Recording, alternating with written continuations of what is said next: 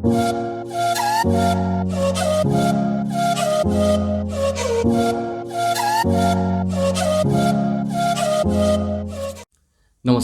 Technical school YouTube च्यानलमा तपाईलाई स्वागत छ।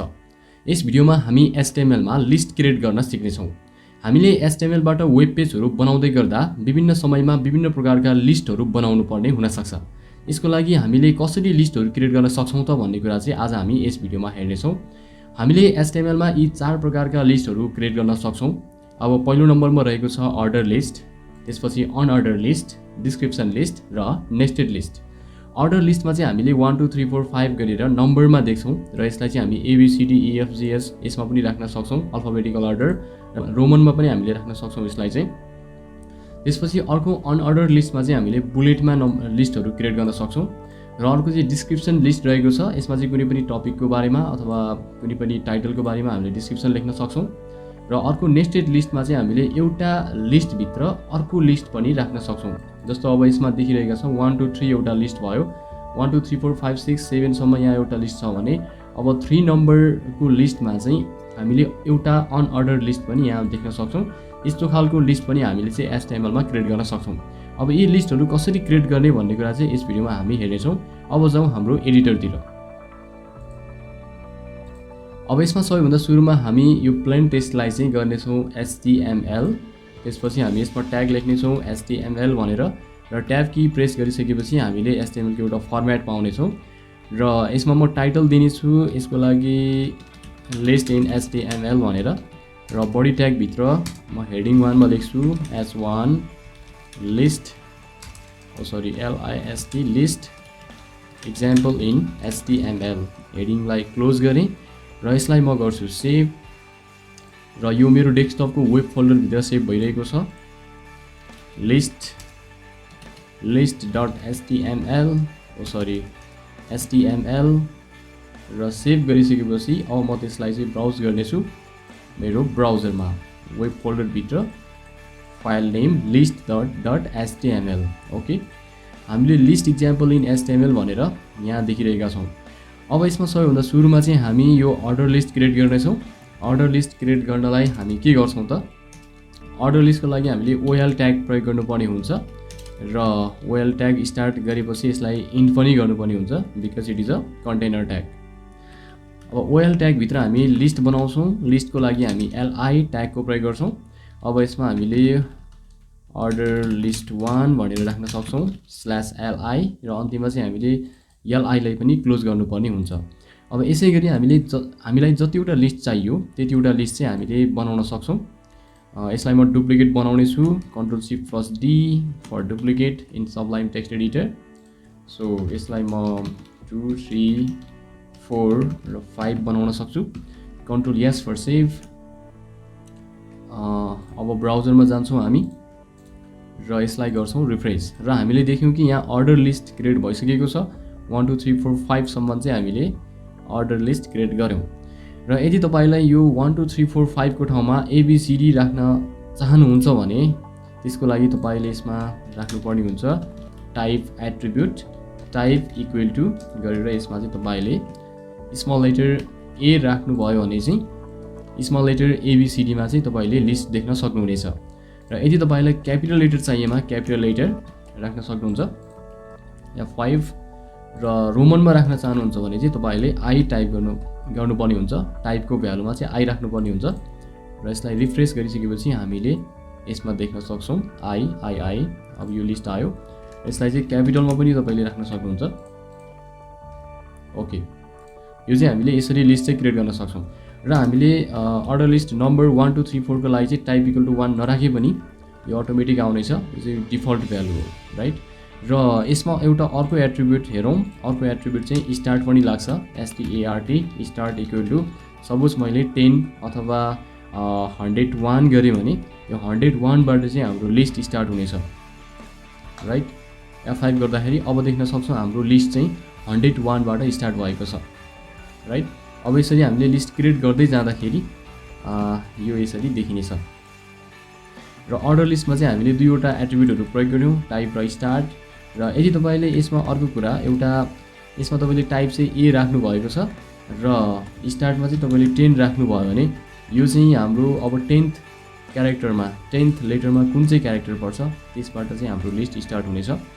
10th मा हाम्रो जे पर्दो रहेछ र जेबाट चाहिँ हाम्रो लिस्ट स्टार्ट भयो र यस्तो केस कहिलेकाहीँ आउन सक्छ सम टाइम हैन, यो पनि जानिराख्नुपर्छ।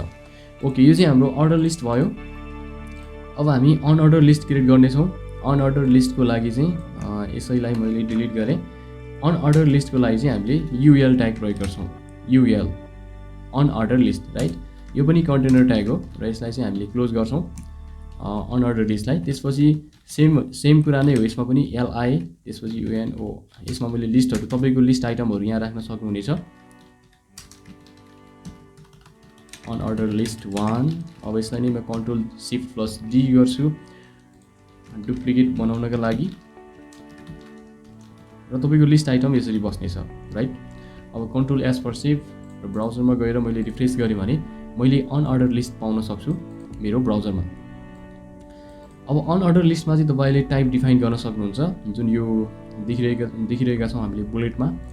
यसलाई चाहिँ तपाईँले टाइप एट्रिब्युटको प्रयोग गरेर एउटा सर्कल राख्न सक्नुहुनेछ। सर्कल टाइप एट्रिब्युटको भ्यालु सर्कल राखेमा चाहिँ हामीले सर्कलमा हाम्रो लिस्टहरू देख्नेछौँ। र अर्को यस्तै छ SQUARE स्क्वायर। स्क्वायरमा राख्यौँ भने चाहिँ हामीले स्क्वायर फर्ममा चाहिँ लिस्टहरू देख्न सक्छौँ। र यसको अर्को भ्यालु भनेको DISC डिस हो। अब डिस चाहिँ बाई डिफल्ट भ्यालु हो। हामीले चाहिँ यसमा टाइप इक्वल टु डिस नराख्यो भने यो चाहिँ अटोमेटिकली बाई डिफल्ट यो बस्नेछ, राइट। अब यसरी चाहिँ हामीले अनअर्डर लिस्ट पनि क्रिएट गर्न सक्छौँ। अब चाहिँ हामी डिस्क्रिप्सन लिस्ट क्रिएट गर्नेछौँ। डिस्क्रिप्सन लिस्ट क्रिएट गर्नका लागि चाहिँ हामीले DL ट्यागको प्रयोग गर्नुपर्ने हुन्छ। DL ट्याग भनेको डिस्क्रिप्सन लिस्ट। त्यसपछि हाम्रो डिस्क्रिप्सन लिस्टलाई चाहिँ क्लोज पनि गर्नुपर्ने हुन्छ र DL ट्यागभित्र चाहिँ हामी के गर्छौँ त DT भनेको डिस्क्रिप्सन टाइटल। सपोज मैले टपिक 1 राखेँ, तपाईँले डिस्क्रिप्सनको टाइटल राख्न सक्नुहुन्छ। त्यसपछि हामीले अर्को पनि एउटा ट्याग राख्नुपर्ने हुन्छ DD डिस्क्रिप्सन डेटा, राइट। र यसमा चाहिँ केही टेक्स्टहरू राख्न सक्नुहुनेछ र मैले DD क्लोज गरेँ। यो हाम्रो डिस्क्रिप्सन लिस्ट एउटा बन्यो। यसै गरी अर्को पनि लिस्ट बनाउनु परेमा चाहिँ DT डिस्क्रिप्सन टाइटल राख्नेछौँ। Topic 2/DD description data. त्यसपछि अब यसमा केही पनि टेक्स्टहरू, अन्तिममा DD क्लोज, राइट।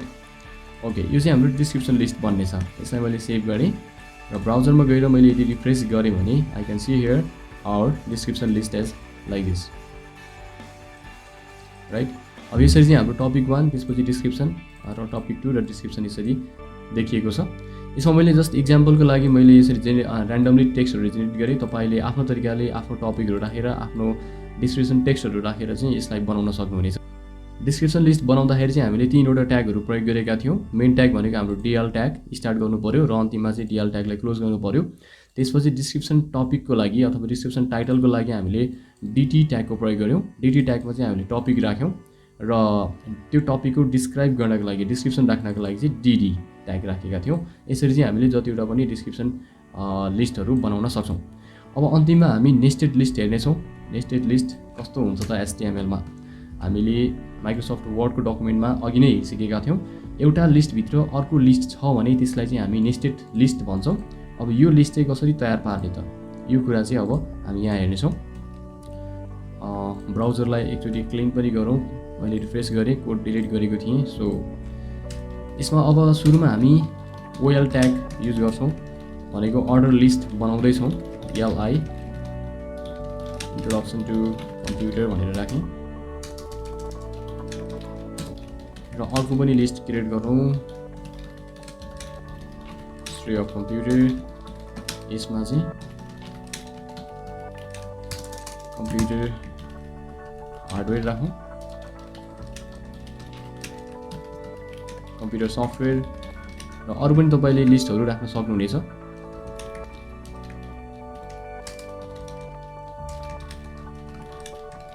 ओके, अब यसलाई मैले सेभ गरेँ। अब हामी ब्राउजरमा गएर यसलाई हेऱ्यौँ भने चाहिँ हामीले अर्डर लिस्टमा चाहिँ लिस्टहरू देख्न सक्छौँ।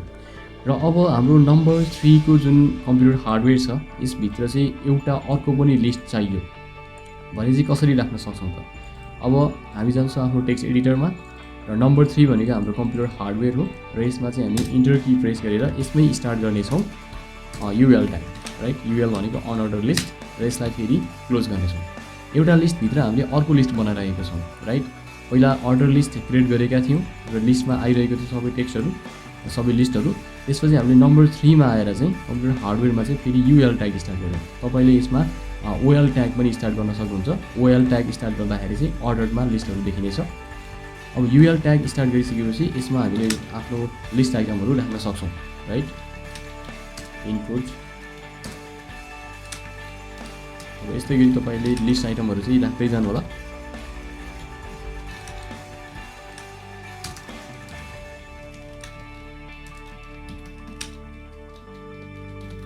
Output device okay. अब यसरी राखिसकेपछि यसमा मैले यदि रिफ्रेस गरेँ भने यो पेजलाई अब मैले यहाँ देख्न सक्छु कि यो चाहिँ हाम्रो पहिला अर्डर लिस्टमा थियो र पछि चाहिँ अनअर्डर लिस्टमा पनि नम्बर 3 मा चाहिँ अनअर्डर लिस्टमा पनि यो देखिरहेको छ। अब यसै गरी 5 नम्बरमा पनि तपाईँले त्यसै गरी क्रिएट गर्न सक्नुहुन्छ। सिम्पल तरिका नम्बर 5 यसमा भयो। यसपछि यसमा हामीले के गर्छौँ त युएल ट्याग स्टार्ट गर्छौँ, युएल ट्यागलाई क्लोज पनि गर्छौँ र बिचमा चाहिँ लिस्ट आइटम राख्छौँ।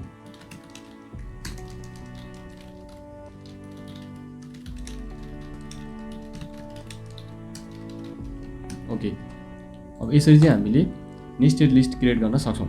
अब यसमा अनअर्डर लिस्टको टाइप चाहिँ यसले बाई डिफल्ट सर्कल लिएको छ र तपाईँले यसलाई चाहिँ चेन्ज पनि गर्न सक्नुहुन्छ। युएल ट्याग पछाडि टाइप इक्वल टु वाट, जस्तै सर्कल होइन SQUARE स्क्वायर र तल पनि हामी त्यस्तै राख्छौँ।